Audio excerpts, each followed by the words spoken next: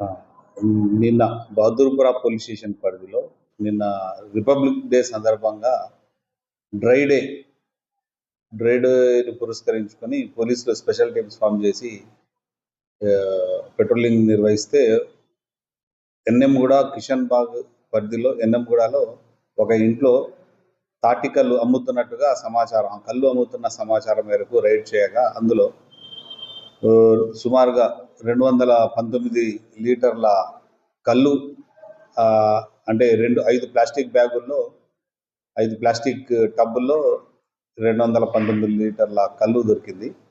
దీనిని పంచనామా చేసి నిర్వహించడం జరిగింది.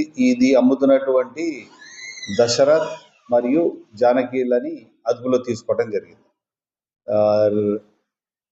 ఇది వారి విచారణలో ఇది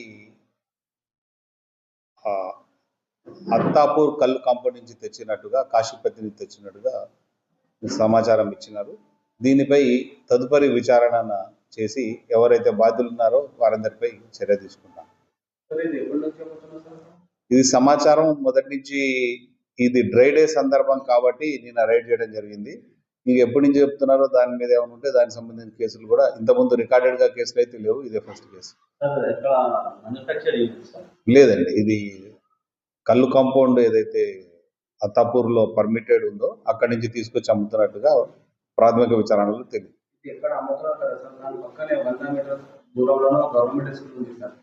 అవును, ఏది కూడా అసలు లైసెన్స్డ్ బార్ ఏది కూడా కళ్ళు అమ్మడానికి లేదు. దానిపై మనం చర్య తీసుకున్నాం. దాంట్లో 2 తీసుకున్నాం మన అదుపులో. జానకి అండ్ దశరథ్ అనే వ్యక్తులు అదుపులో ఉన్నారు.